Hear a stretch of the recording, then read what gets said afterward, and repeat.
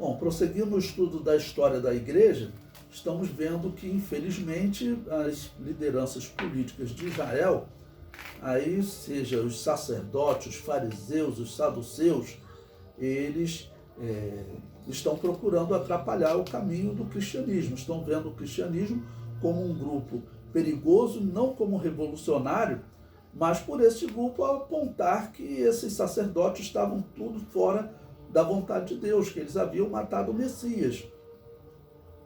E claro, eles não queriam perder esse status e essas regalias que eles tinham por serem fiéis ao Império Romano. Bom, então a perseguição de Saulo. O que vai acontecer? Primeiro, em Atos capítulo 20, nós já temos um princípio de perseguição aos apóstolos, mas nós temos ali que os apóstolos, eles declaram para a liderança judaica: olha, não podemos deixar de falar do que temos visto e ouvido. E comento, a perseguição de Saulo é uma demonstração de como estava corrompida a cúpula religiosa de Israel. Neste capítulo da história da igreja, duas coisas contribuirão para que os sacerdotes reduzam a perseguição à igreja. A primeira, a conversão de Saulo. E a segunda, foram as rebeliões que se organizaram em Jerusalém. Aí diz a história que nesse período se organizaram muitas rebeliões. Lembra-se quando nós lemos o trecho de Gamaliel, ele cita homens que, segundo a história, eles levantaram uma rebelião contra Roma, normalmente se dizendo Messias, que era a hora da libertação, mas os sacerdotes não queriam libertação porque eles estavam num momento bom, financeiramente bom, e acreditavam que não tinha como lutar contra Roma, então eles iam sempre contra. E diz a história que nesse ano 29, do ano 30, até o ano 32, quando Saulo vai se converter, segundo a história, ele teria se convertido cerca de 2-3 anos depois da morte de Jesus. Nesse período vai haver uma perseguição dos sacerdotes, okay? Até chegar na perseguição de Saulo. Eu separei Atos capítulo 7, versículos 58 e 60, que diz: e expulsando-o da cidade, o apedrejavam, e as testemunhas depuseram as suas vestes aos pés de um jovem chamado Saulo, e apedrejaram a Estevão, que em invocação dizia: Senhor Jesus, recebe o meu espírito. E pondo-se de joelhos, clamou com grande voz: Senhor, não lhes impute este pecado. E tendo dito isto, adormeceu. Bom, vocês conhecem a história que Estevão ele fez um discurso espetacular, falando do Antigo Testamento, até do cumprimento da vinda daquele que ele acredita ser o Messias, coloca as autoridades judaicas realmente como erradas, como tendo rejeitado. E eles ouviram a crítica a eles viram o rosto de Estevão como um sinal, o rosto de Estevão ficar como que iluminado, mas a ira por eles serem apontados como estarem vivendo de maneira errada e contra a vontade de Deus, que eles decidiram então apedrejar Estevão. E a partir disso o que eles vão fazer? Essa crítica novamente, a crítica às lideranças judaicas.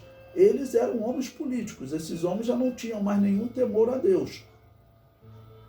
Pense alguém que está na igreja e ele já não acredita em mais nada. Isso pode acontecer. Se você pesquisar aí no site Gospel Prime, se você pesquisar pastores ateus, você vai ficar espantado. Uma reportagem, claro, de pastores que eles não dão o nome deles, ok? Não se identificam, mas é uma reportagem séria mostrando que, principalmente nos Estados Unidos, cresce muito o número de pastores ateus, homens que não acreditam em mais nada.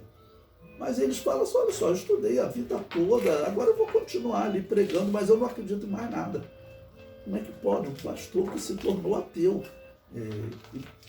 Os sacerdotes nos dias do Novo Testamento, eles estavam nesse parâmetro. Talvez tivesse sacerdote que não acreditasse mais na profecia, não acreditasse na vinda do Messias, não acreditasse mais no Deus de Israel. E isso hoje está acontecendo com Israel. Tem um rabino muito famoso nos Estados Unidos, David Volpe. Ele, numa entrevista, que está até disponível no YouTube, ele diz que, por exemplo, ele não acredita no Êxodo. Ele acredita que o Antigo Testamento é uma coletânea de fábulas que um grupo de cananeus inventou uma história de um povo chamado israelita. É essa linha que ele segue, ele fala isso na entrevista. Ou seja, dá para nós entendermos, pelo que os judeus pregam hoje, pelo que alguns rabinos pregam, pelo que alguns pastores pregam, nós podemos entender como os sacerdotes daquele dia viviam. Pode chegar um ponto de ter sacerdotes ateus? Infelizmente, o presente está mostrando que sim, porque esse rabino David Volpe, para mim, esse homem também é um ateu, ou ele é irracional, ou ele é um ateu, porque se você descredencia a Bíblia como palavra de Deus, diz que ela é uma cópia de lendas pagãs, como muitos grupos estão pregando, faz parte do liberalismo teológico criado pelas igrejas reformadas. Se você pregar isso, você acaba com toda a autoridade da Bíblia, com toda a profecia sobre Jesus, ou seja, vai deixar de acreditar no Messias. Porque, claro, até o trono que Jesus diz que ele tem direito, é porque ele é descendente de Davi. E eles dizem que Davi nem existiu. É algo assim impensável, né? Então, homens que estejam numa situação dessa, homens que não creem mais em Deus, homens que são ateus. Bom, eu coloquei também Atos capítulo 8, versículo 1, para completar essa parte da morte de Estevão, diz: e também Saulo consentiu na morte dele, e fez-se naquele dia uma grande perseguição contra a igreja que estava em Jerusalém, e todos foram dispersos pelas terras da Judeia e da Samaria, exceto os apóstolos. Ou seja, os apóstolos continuaram em Jerusalém. Jerusalém era a cidade capital da Judeia, tá bom? Era a grande cidade da Judeia. Nós podemos comparar Jerusalém, por exemplo, aqui no Rio de Janeiro, como a capital, ok? Mas a Judeia, ela tinha outros, vamos dizer assim, outras cidades.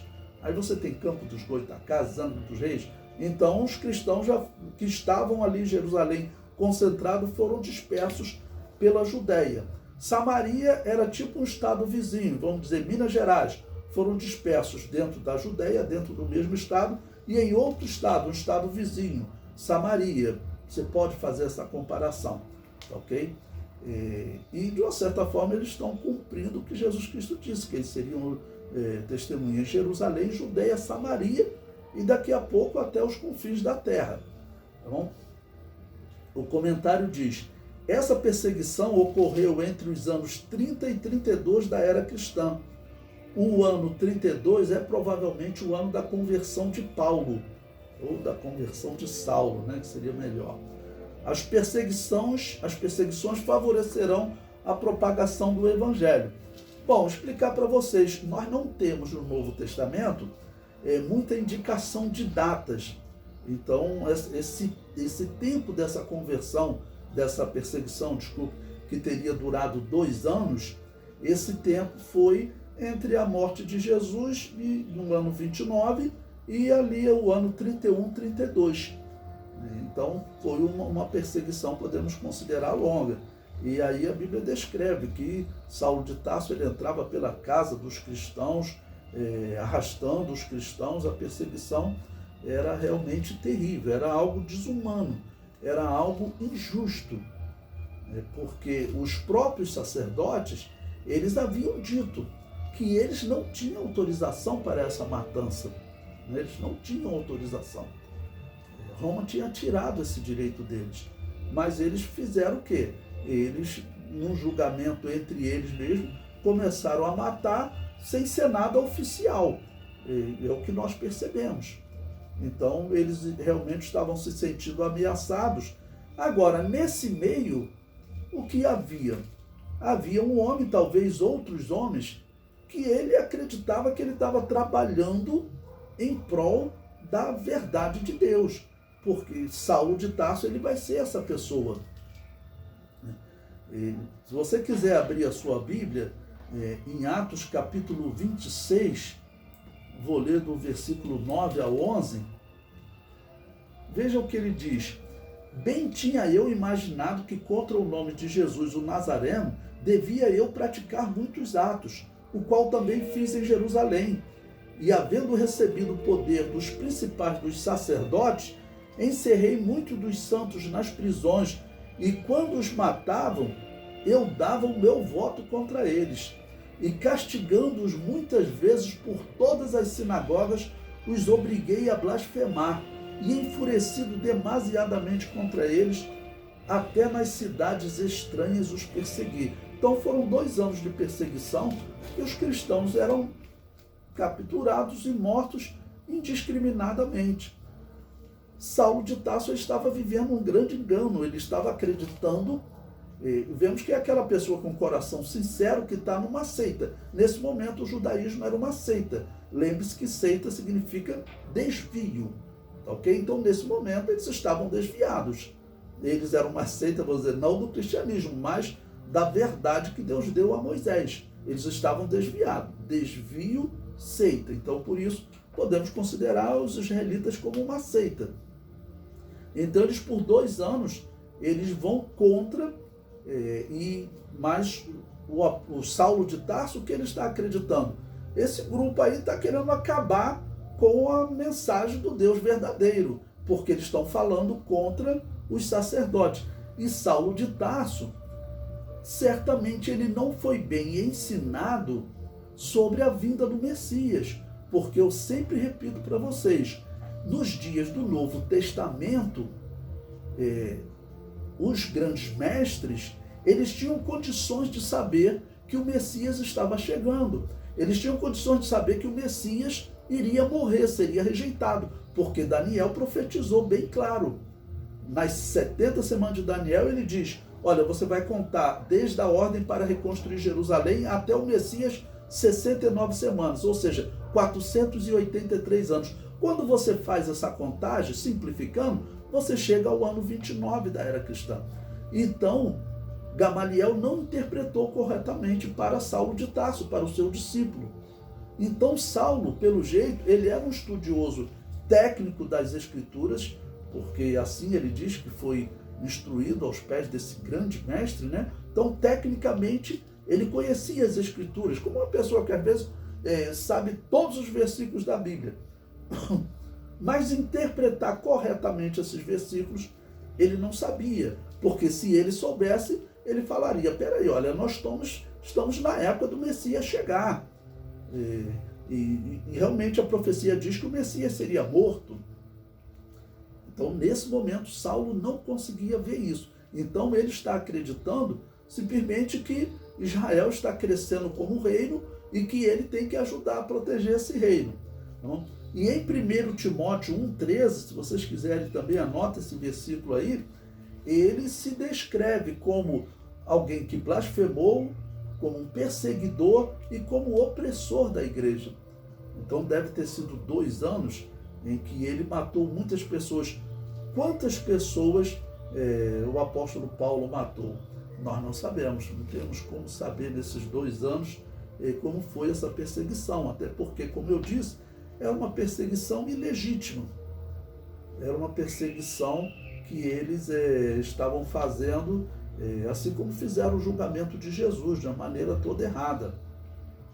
Não era uma perseguição autorizada pelo Império Romano. E como nós sabemos pela história, nesse período eles não poderiam estar exercendo esse tipo de perseguição pela lei romana. E também pela lei de Deus, claro, eles não poderiam estar fazendo isso.